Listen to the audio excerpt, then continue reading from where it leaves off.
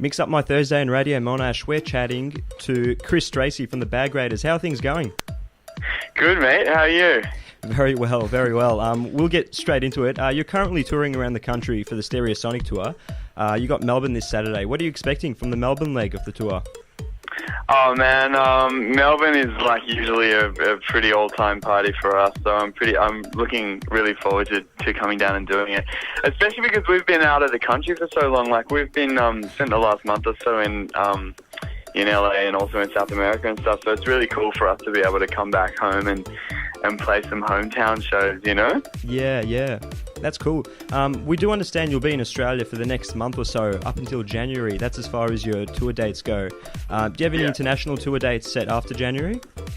No, we don't. Oh, we might have like one or two things in America, but really we're just kind of we're sort of heading over to LA, and we've set up a little studio there, and we're going to lock ourselves in there for a bit and do some writing.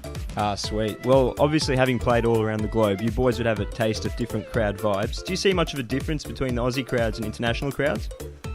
Yeah, I mean, well, in the beginning, it was a lot more different, but sort of, because I guess like we're lucky enough that the Australian crowds are like really supportive of us and all the rest of it. But I don't know, gradually, like, you know, as time kind of went on and the albums sort of had a bit of time to get it around, it's kind of like started to pick up quite a bit, like especially in the States. You know, it's kind of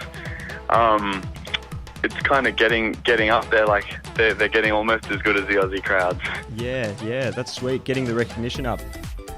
Yeah. You've played a heap of live shows in addition to your DJ sets. How much preparation goes into the live shows, and which one do you prefer?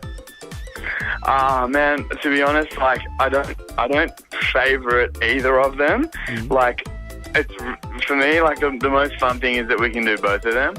Like the live show, it's like a lot more work because we're both playing like multiple instruments and singing and that sort of thing. Yeah. Whereas DJing, we just kind of, turn up with a USB stick or something and just get drunk and play other people's records.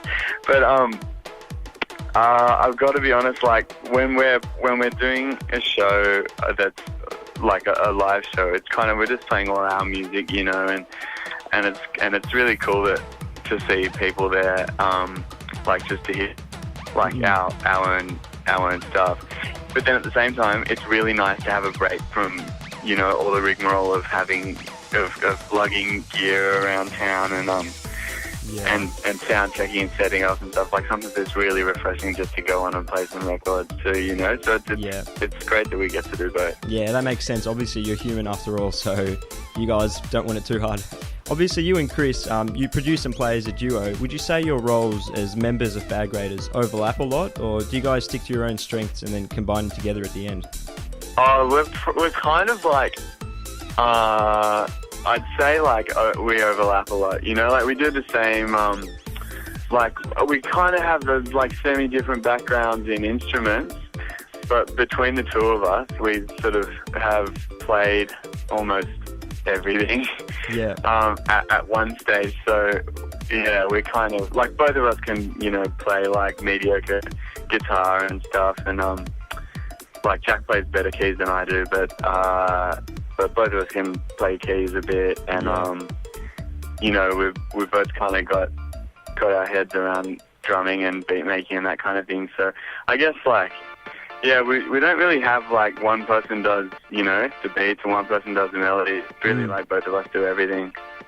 Okay, that's cool. Would you say on a musical front you're focusing more on instrumental-like tracks, such as Snake Charmer or Castles in the Air, or would you be more inclined to include vocals, like in Sunlight, in the future?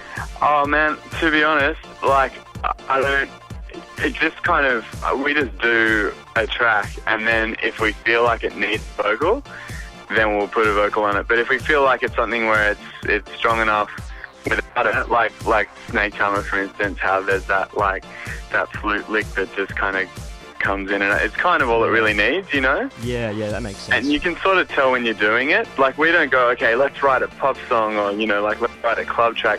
We just kind of go, let's do, let's just do something with a good vibe, and then you sort of, whilst, you're working with the ideas like just to get it started, and then when it's sort of started, it kind of like, I don't know, I wouldn't say it writes itself, but you kind of know where the track is going to go, you know, where it feels like it wants to go. Yeah, that makes sense. Obviously, go with the flow at the start. Yeah, you've had some of your tracks featuring advertisements. I think there was a Vodafone ad in Germany that had "Way Back Home" playing in the background, and also a Macca's ad that had "Shooting Stars" as well. How's all this attention from advertisers come about? How does it come? I don't know how it comes about, to be honest. I think, like, I know for that Germany one, there was an agency, a guy that works for this agency that does like placement, and he makes music himself. Actually, he's like makes really good music, but he just sort of put that forward to Vodafone, and then they got in contact with Modular, and they're like, oh, you know, we've heard this track and we'd like to use it, so what do you think, can we use it? And that's sort of how that thing came about. But yeah, I don't really know how they discover you. I guess it must be little companies like that's their job, you know, is to find, like, do their research and everything. Yeah. Okay. Well, there are a lot of variations of electronic music nowadays. Dubstep, Moombahton, just to name a few. Are there any genres that you might be looking to branch off into in the future? I wouldn't say branch off into, like, I mean, you know, when we really, really like something, I'm sure it somehow, like, finds its way into an influence of what we're doing. But I don't think you'll find, like, you know, we're not going to do, like, oh, here, this one's our dubstep song and this one's our Moombahton song, you know what I mean? Like, it's just kind of like, we just try and do our own thing, and then, but I'm sure, like, you know, you can't really help but be influenced by the stuff that you like. So, yeah. That's fair enough. Do you guys have any plans for an upcoming release in the near future, or any collaborations that you'd like to do? In the near future, yes. How near the future is, I can't really say. Like, we have made, you know, a conscious decision to sort of start writing our next album in January, though. But I mean, you know, I don't know how long that will take. Like, I'd say a long time. Okay, well, that's fine. We're all looking forward to your next release, whenever that might be. Just to wrap up, do you have any advice for upcoming producers that are looking to break out into the industry? Yeah, just like keep doing stuff. You know, keep pushing it on your SoundCloud and get your internet presence up. Like, internet presence is like where it's at. Yeah. Okay, well, we're chatting to Chris Stracey from the Bag Raiders. We do look forward to the next time you're playing at Monash University, because we are a Radio Monash station. We saw you, I think it was at the start of the year in February or March, you played here. It was a great show.